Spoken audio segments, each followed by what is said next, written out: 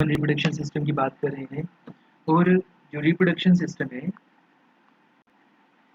उसमें अगर हम बात करें तो एक कॉन्सेप्ट यूज होता है डीएनए। डीएनए क्या कैरी करता है? डीएनए जेनेटिक इंफॉर्मेशन को कैरी करता है। डीएनए कैरीज जेनेटिक इंफॉर्मेशन या जेनेटिक करेक्टर्स। डीएनए की अगर हम फुल फॉर्म की बात करें, डीएनए की फुल फॉर्म है deoxyribo nucleic acid. DNA stands for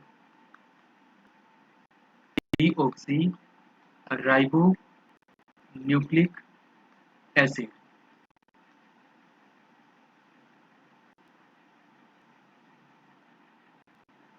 So DNA stands for deoxyribonucleic acid। जो डीएनए का स्ट्रक्चर है उसके ऊपर क्वेश्चन आता है कि ये स्ट्रक्चर कैसा है। देखिए ये स्ट्रक्चर कुछ इस तरह से है। It is called DNA structure which is double stranded helix structure. जो डीएनए का स्ट्रक्चर है वो डबल स्ट्रैंडेड हेलिक्स स्ट्रक्चर है। अच्छा, यहाँ पे हम दो टर्म्स यूज करते हैं। जो है उसमें क्या होता है, डीएनए है ना, उसका स्ट्रक्चर है। डीएनए में छोटे छोटे पार्टिकल्स होते हैं जिनको हम क्या कहते हैं? कोडॉन्स कहते हैं। डीएनए में छोटे छोटे पार्टिकल्स होते हैं जिसे हम कोडॉन्स कहते हैं। वर्ल्ड हेल्थ ऑर्गेनाइजेशन ने कहा था कि अगर हम कोडॉन को समझ पाए, और ये दुनिया का सबसे महंगा एक्सपेरिमेंट है कोडॉन्स के ऊपर, अगर हम कोडॉन्स को समझ पाए तो फिर क्या होगा? अगर हम कोडॉन्स को समझ पाए तो फिर हम कोविड-19, कैंसर, हर तरह की बीमारी का इलाज कर सकते हैं। लेकिन ये इतने बारीक होते हैं कि समझने में मुश्किल आती है। तो उसके लिए एक्सपेरिमेंट इज गोइंग ऑन। तो डीएनए छोटे-छोटे कोडॉन से बना होता है। डीएनए जो है दो तरह की कैरेक्टर्स को लेके चलता है। डीएनए में दो तरह की चीजें होती हैं। एक होता है फिनोटाइपिक फीचर्स, और एक होते हैं हमारे पास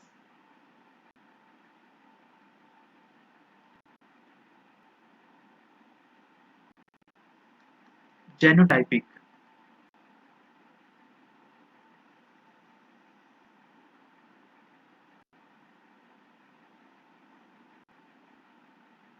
सो phenotypic feature and genotypic feature ये होते हैं डीएनए में, या डीएनए इनको कैरेक्टर्स को लेके चलता है।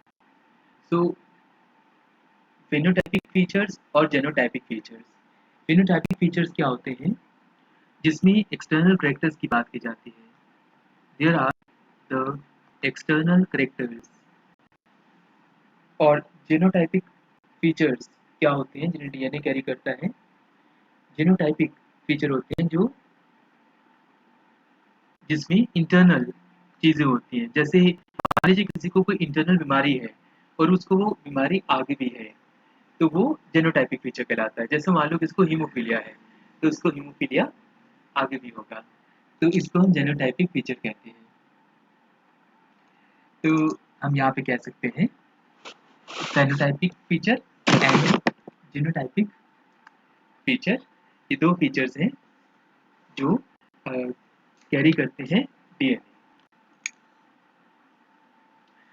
चलिए, किसी बच्चे को कहीं भी कोई दिक्कत आ रही हो तो पूछ लेना, ठीक है? अभी तक हमने बायोलॉजी पढ़ी है, आप सबको सब चीज़ें क्लियर हो रही होंगी, लेकिन मैं रिक्वेस्ट हर बार कहूँगा कि आप ज़्यादा से ज़्यादा पढ़ाई करा करो, ठीक है? और ये नहीं कि सोचना कि देखो, मैं अगर अपनी पर्सनल बात करूँ तो मुझे बायोलॉजी सबसे मुश्किल सब्जेक्ट लगता था। रीज़न बड़ा सिंपल सा, बिकॉज़ मैंने नॉन मेडिकल इंजीनियरिंग करी है। एक इंजीनियर को आप डॉक्टरेट का काम करने को बोलोगे तो उसकी तो मुश्किल है। तो मैंने कैसे सीखी बायोलॉजी? मैंने सबसे पहले अपने ही एक स्टूडेंट को रिक्वेस्ट करी कि आप मुझे थोड़ा-सा बायो समझाओ। जब मैं बैंकिंग की तैयारी करवाता था बच्चों को, तो उन्होंने मुझे थोड़ा हेल्प करी। उसके बाद मैंने और पढ़ना स्टार्ट किया। करते-करते मेरा इंटरेस्ट बन गया, ठीक है? उसके बाद वो चीज़ें आ गई। ऐसा आपका भी इंटरेस्ट बनेगा, आपका भी सिलेक्शन होगा। पर कभी नेगेटिव मत सोचा करो, ठीक है? अगर सोचना भी है तो थोड़ी देर के लिए, और ज़्यादा नेगेटिव थिंकिंग दिमाग में आती है तो मेरे से शेयर करो। देखो यार, आप महीने के 2000 तक पे कर रहे हो, तो आपको एक-एक दिन का फ़ायदा लेना चाहिए। आपके जो पैसे हैं, पता नहीं कितनी मेहनत से है ना, आपके पेरेंट्स भी कमाते हैं। तो मैं चाहता हूँ कि हर एक बच्चा जो भी कोचिंग ले रहा है, अपना एक टारगेट लेके चले कि मुझे सिलेक्शन लेना है। और बायो में सबसे मुश्किल काम क्या होता है? नेमिंग्स को याद रखना। तो मैंने तो ऐसे ही किया था कि इसकी कंप्लीट थ्योरी को समझना। चाहे आज का एक टैबू टॉपिक है, टैबू टॉपिक जिसके बारे में आम कम बात की जाती है, रिप्रोडक्शन सिस्टम, लेकिन एग्जाम पॉइंट ऑफ व्यू से इम्पोर्टेंट है। अच्छा, जो रिप्रोडक्शन सिस्टम है ये होता है दो तरह का। Reproduction system is of two types. इसमें हम क्या क्या पढ़ेंगे? इसमें हम मेल रिप्रोडक्शन सिस्टम पढ़ेंगे, जिसमें हम स्पर्म, टेस्टिस, ये सब चीज़ें भी पढ़ेंगे। और हम पढ़ेंगे फीमेल रिप्रोडक्टिव सिस्टम, जिसमें हम क्या पढ़ेंगे? मेंस्ट्रुअल साइकिल या कई सारी और चीज़ें पढ़ेंगे, ठीक है, जो हमें एग्जाम में हेल्प करेंगे। तो सबसे पहले हम पढ़ेंगे male reproduction. Male reproduction system की बात करते हैं सबसे पहले।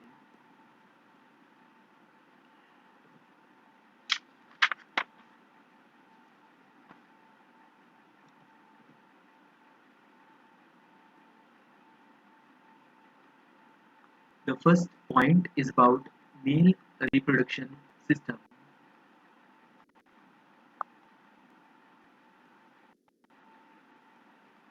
इसमें हम पढ़ेंगे टेस्टिस के बारे में। टेस्टिस वो जगह होते हैं जहाँ पे स्पर्म्स बनते हैं, ठीक है। और हम पढ़ेंगे formation of sperm. Formation of sperm को हमने एक नाम दिया हुआ है, उसको हम क्या बोलते हैं टेक्निकल लैंग्वेज में या मेडिकल लैंग्वेज में? उसको हम कहते हैं स्पर्मेटोजेनेसिस। स्पर्मेटोजेनेसिस। जब भी कोई अ, बच्चा होता है, तो एक जो स्पर्म होता है वो सीड का काम करता है। आप एक छोटी सी एग्जांपल लो, जैसे एक सीड क्या उगा सकता है? पौधा उगा सकता है, ट्री उगा सकता है। ऐसे जो स्पर्म होता है, मेल स्पर्म, उससे बेबी होगा, राइट? तो और कुछ इंफॉर्मेशन जो हमें एग्जाम में हेल्प करेंगी। What is the meaning of ovulation day? Ovulation day का क्या मतलब होता है? ओव्यूलेशन डे का क्या मतलब होता है, इसको जरा समझते हैं।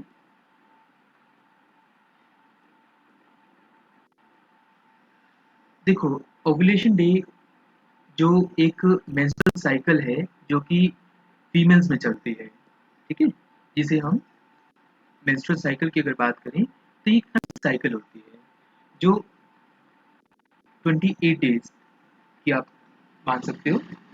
ये साइकिल है, मतलब जैसे फर्स्ट डे से 28 डेज होगा, फिर फर्स्ट डे से 28 डे चलता जाएगा। जो मेंस्ट्रुअल साइकिल का 14th डे होता है, 14वां दिन, उस दिन को हम क्या कहते हैं? Ovulation day. ओव्यूलेशन डे इसलिए कहा जाता है because there are the maximum chances of pregnancy.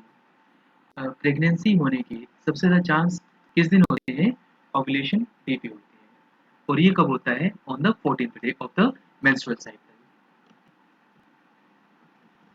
अच्छा, एक और टर्म आती है, what is the meaning of lactational period? दो टर्म्स हैं, एक है लैक्टेशनल पीरियड और एक है हमारा पैचुरेशन। पैचुरेशन एंड लैक्टेशनल पीरियड, ये क्या चीज़ होती है? जब एक बच्चा वॉर्म के अंदर होता है और अप्रोक्सीमेटली 9 मंथ्स के बाद वो बाहर आता है, तो वो जो प्रोसेस जिससे वो बाहर आता है उसको हम क्या कहते हैं? पैचुरेशन, राइट? तो पैचुरेशन की आफ्टर 24 टू 48 आवर्स, 24 से 48 घंटे के बाद जो लैक्टेशनल पीरियड है ये स्टार्ट हो जाता है। Lactational period is started after 24 to 48 hours of this parturition period या पैचुरेशन टाइम। तो अगर हम बात करें लैक्टेशनल पीरियड, तो लैक्टेशन पीरियड में क्या होता है? जो अ, जैसे मदर की बात करें तो उनके जो मेमोरी ग्लैंड्स होते हैं वहाँ पे मिल्क आना स्टार्ट हो जाता है, तो उसको हम क्या कह देते हैं? Lactation period. आप जानते हो कि एक छोटे बच्चे के लिए बेबी फीडिंग काफ़ी इंपॉर्टेंट होती है। जो बच्चा होता है उसको माँ का दूध ही पिलाना पड़ता है, तो उसके लिए जो मिल्क है वो ज़रूरी है मदर का। तो मदर के मेमोरी ग्लैंड्स में जो मिल्क आता है वो 24 से 48 घंटे की डिलीवरी के बाद आता है, और उस टाइम पीरियड को हम क्या कह देते हैं, या उस वो आता रहता है कुछ टाइम पीरियड तक दूध, तो उसी टाइम पीरियड को हम कहते हैं लैक्टेशन पीरियड, जब दूध आता रहता है मम्मी ग्लैंड्स में। ठीक है, सब बच्चों को क्लियर है? किसी बच्चों को डाउट हो तो बता देना। चलिए, लैक्टेशन पीरियड क्या होगा? जब मेमोरी ग्लैंड में मिल्क आता है। अब हम नेक्स्ट बात करते हैं एक डायग्राम की।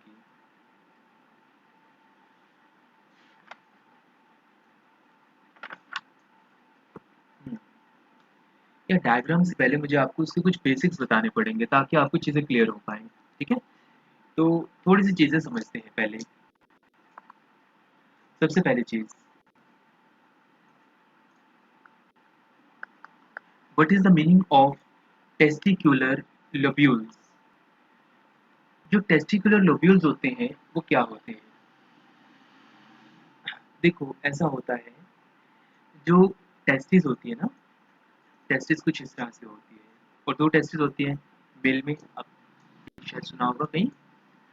तो ये टेस्टिस है, ठीक है, और यहाँ पे वो स्पर्म बन रहे हैं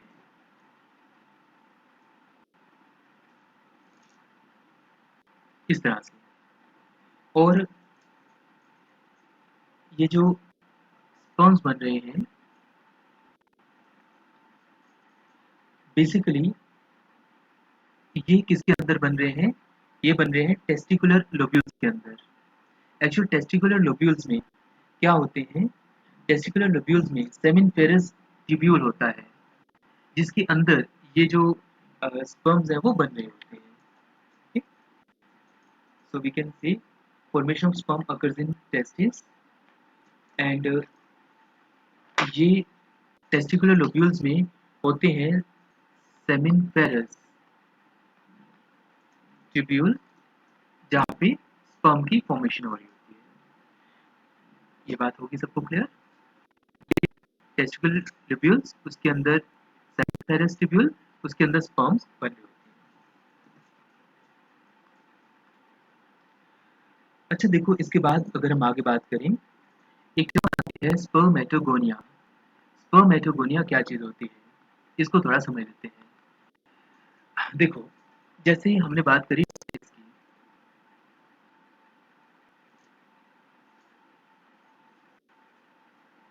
तो यहाँ पे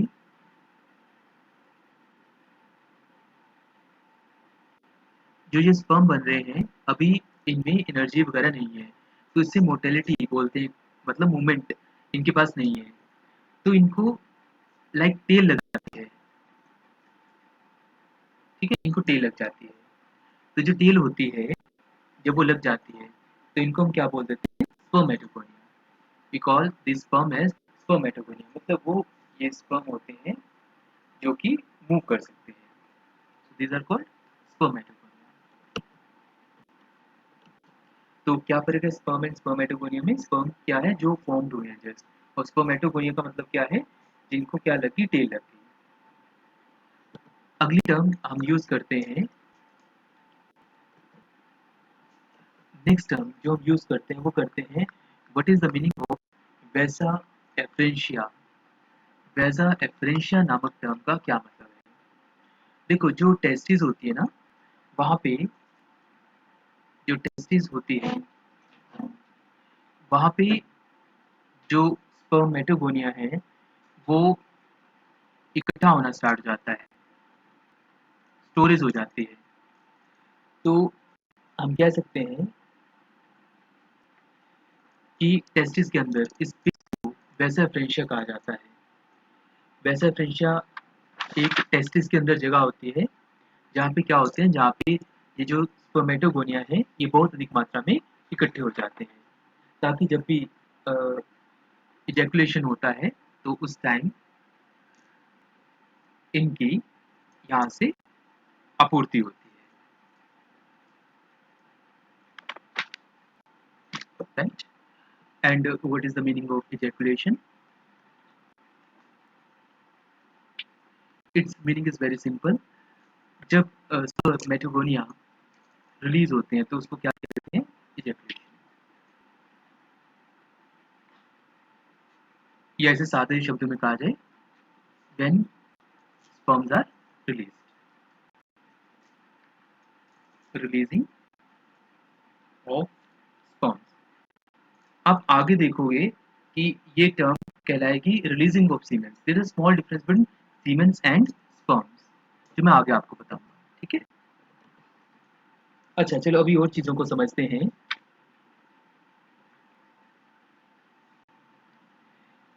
जो बाकी पोर्शन होता है उसको हम कहते हैं, एक तो हो गया ना वैसा फ्रेंशिया जहाँ पे वो काफी ज्यादा स्टोर हुए पड़े होते हैं स्पर्म्स, तो बाकी स्पेस को हम रेटेड टेस्टिस कह देते हैं। बाकी स्पेस टेस्टिस की क्या कहते हैं, रेटेड टेस्टिस।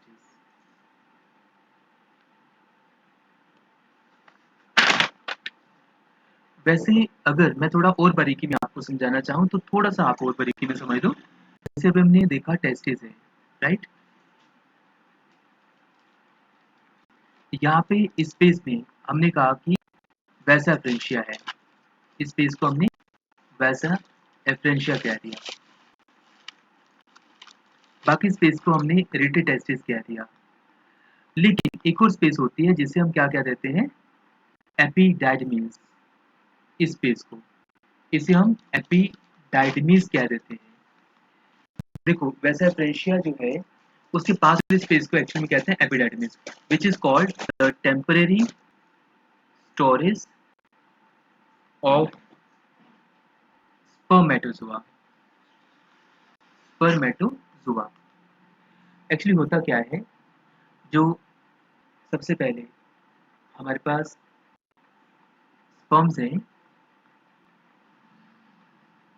वो स्पर्मेटोगोनिया बनते हैं जब व्हेन दे गेट टेल, और हम दोनों को एक ही नाम दे देते हैं। ठीक है, उसके बाद जब वो फर्दर आगे मूव करते हैं तो उन्हें क्या कहा जाता है, स्पर्मेटोजोआ। तो आम शब्दों में तो तीनों चीजें एक ही होती है।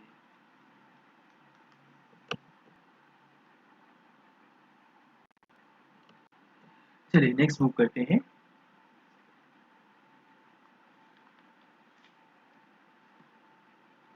ओके, नेक्स्ट हम बात करूं,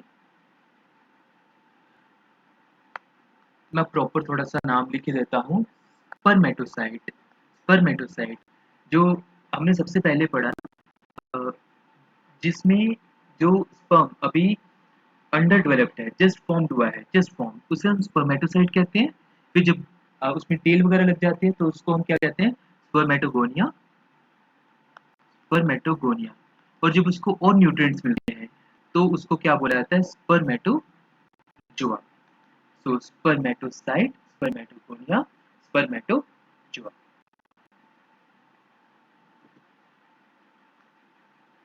हम कह सकते हैं जो हमने टेस्टिकुलर लोब्यूल देखे जहाँ पे स्पर्मेटोसाइट बन रहा है, उसमें हर एक टेस्टिकुलर लोब्यूल में each testicular lobule has 2 to 3 seminiferous, seminiferous tubules. तो हर एक टेस्टिकुलर लोब्यूल में 2 से 3 सेमिनिफेरस ट्यूब्यूल्स होते हैं जो कि हाईली कोइल्ड होते हैं, और इनके अंदर फॉर्मेशन होती है स्पर्मेटोसाइट की।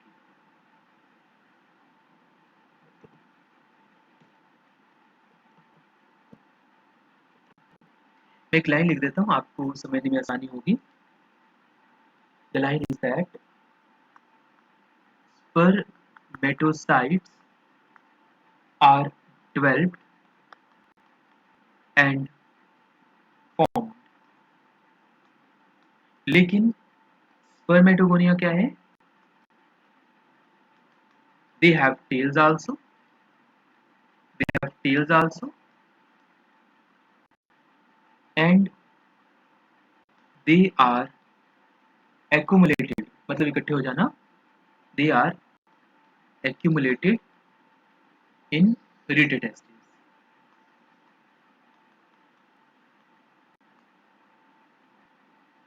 they are accumulated in reticulates, जो मैंने वैसा फ्रेंशिया के पास वाला स्पेस बताया।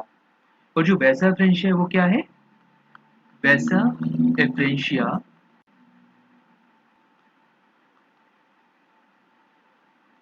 connects ready testis to epididymis.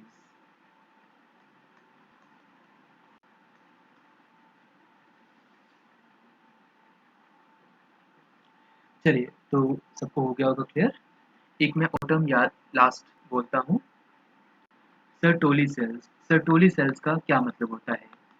Sertoli cells का सीधा सा मतलब है कि सर्टोली सेल्स न्यूट्रिएंट्स रिलीज करते हैं। They provide nutrients. Sertoli cells provide nutrients and nutrients are required so that spermatocyte so that spermatocytes can be converted to spermatogonia. Spermatocytes spermatogonia में convert होते हैं because of nutrients which are released by Sertoli cells. चलिए, अब हम जल्दी से revise करते हैं बिकॉज क्लास का टाइम खत्म हो रहा है। उसके बाद मैं कुछ क्वेश्चंस आपसे पूछूंगा।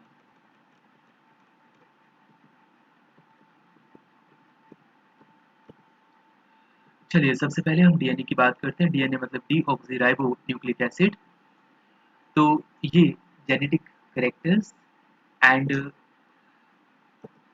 लेके जाते हैं फिनोटाइपिक फीचर्स एंड जेनोटाइपिक फीचर्स।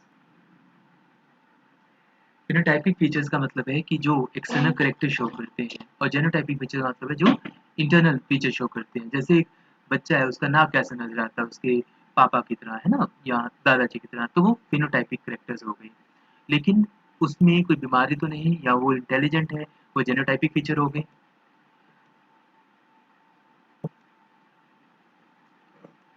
जो रिप्रोडक्शन सिस्टम है वो दो तरह का है, मेल एंड फीमेल। हम पहले मेल रिप्रोडक्शन सिस्टम पढ़ेंगे। सबसे पहले जो मेल है, उसकी जो सीड है, उससे एक बच्चे का जन्म होता है, तो सीड को हम बोलते हैं सीमेन।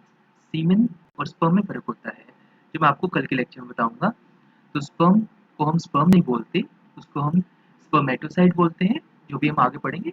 पर फॉर्मेशन ऑफ स्पर्म को हम कहते हैं स्पर्मेटोजेनेसिस, जो टेस्टिस के अंदर होती है। मेल में दो टेस्टिस होते हैं। ओवुलेशन डे फीमेल्स में होता है मेंस्ट्रुअल साइकिल का 14वां दिन, जब प्रेगनेंसी का मैक्सिमम चांस होता है 28 दिन की मेंस्ट्रुअल साइकिल में। लैक्टेशन पीरियड क्या होता है? 24 से 48 घंटे का अ, बाद, जब बेबी की डिलीवरी होती है, तो उस टाइम पीरियड को हम उसको हम प्रोसेस को हम बोलते हैं पैचुरेशन। और पैचुरेशन के 24 से 48 घंटे बाद लैक्टेशन पीरियड आता है, जिसमें जो मिल्क है वो मदर के मेमरी ग्लैंड में आ जाता है, जिससे बच्चा फीड कर सकता है, मिल्क फीडिंग हो सकती है। और ये कुछ साल रहता है, लेकिन ये आता 24 से 48 घंटे के बाद है, आफ्टर पैचुरेशन पीरियड। टेस्टिकुलर लोब्यूल्स क्या है? जहाँ पे स्पर्मेटोसाइट का जन्म होता है। सबसे कम डेवलप्ड स्पर्म्स को कहते हैं स्पर्मेटोसाइट, क्योंकि हर एक टेस्टिकुलर लोब्यूल्स में 2 से 3 सेमिनिफेरस ट्यूब्यूल है। स्पर्मेटोगोनिया जब वो थोड़ा सा आगे फॉर्म होता है, डेवलप होता है, तो स्पर्मेटोगोनिया कहते हैं। और स्पर्मेटोगोनिया और जब ज़्यादा आगे डेवलप होता है, तो उसको हम क्या कह देते हैं? स्पर्मेटोजोआ। वैसा फ्रेंशिया रिटी टेस्टी के साथ वाली जगह होती है, जो कि क्या होता है, एपिडाइडमिस के साथ कनेक्ट होता है। एपिडाइडमिस टेम्परेरी स्टोरेज होती है किसकी? स्पर्मेटोजोआ की या स्पर्म की। स्पर्मेटोसाइट स्पर्मेटोगोनिया बने, फिर स्पर्मेटोजोआ बने।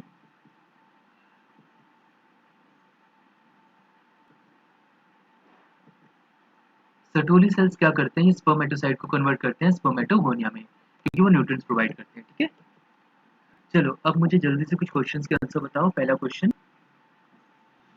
चलिए फर्स्ट क्वेश्चन रहेगा, आप में से क्या मुझे स्टूडेंट बता सकते हो कि what is the name of temporary storage of sperms in testis? Testis के अंदर वो कौन सी ऐसी स्पेस है जिसे कहा जाता है temporary storage of sperms?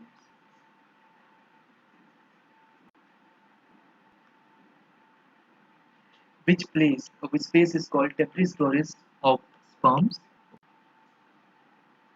Common option है epididymis, seminiferous tubule, vasa deferentia, या टेस्टिकुलर ग्लोब्यूल्स या rete testis. Temporary storage of sperms in testis को क्या कहा जाता है? Very good Sakshi, you are right, बिल्कुल सही कहा आपने। The right answer is epididymis. Epididymis. Clear? चलिए मेरा अगला क्वेश्चन, क्या मुझे बता सकते हो कि टेस्टिकुलर लोब्यूल्स में क्या फॉर्म होते हैं? टेस्टिकुलर लोब्यूल्स में क्या फॉर्म होते हैं? Option 1 spermatocyte, option 2 spermatogonia, option 3 spermatozoa, option 4 none of these. Spermatocyte, spermatozoa, spermatogonia या नन ऑफ दीज। क्या फॉर्म होते हैं टेस्टिकुलर लोब्यूल्स में? हरकिरत का आंसर सेकंड है। नहीं हरकिरत, स्पर्मेटोसाइट फर्स्ट आएगा आंसर। स्पर्मेटोजोआ तो सबसे एडवांस चीज़ है ना, क्योंकि जब टेस्टिस होती है उसके साथ वो पाइप लगी होती है जो यूरेथ्रा तक जाती है, ठीक है, उसमें स्पर्मेटोजोआ जाते हैं। नहीं आतिश, टेस्टिकुलर लोब्यूल्स में स्पर्मेटोसाइट बना था ना, फिर स्पर्मेटोसाइट डेवलप हुआ, फिर वो स्पर्मेटोगोनिया बना, फिर स्पर्मेटोगोनिया से स्पर्मेटोजोआ बना। ठीक है, ये मैं कल के डायग्राम आपको क्लियर कर दूंगा। तो बच्चों को समझ आ रहा है ना? एक क्लास क्वेश्चन पूछता हूँ, क्या आप मुझे बता सकते हो कि जो स्पर्मेटोसाइट है वो स्पर्मेटोगोनिया में जो कन्वर्ट होती है वो किस सेल्स की हेल्प से कन्वर्ट होती है? उन सेल्स को हम क्या कहते हैं?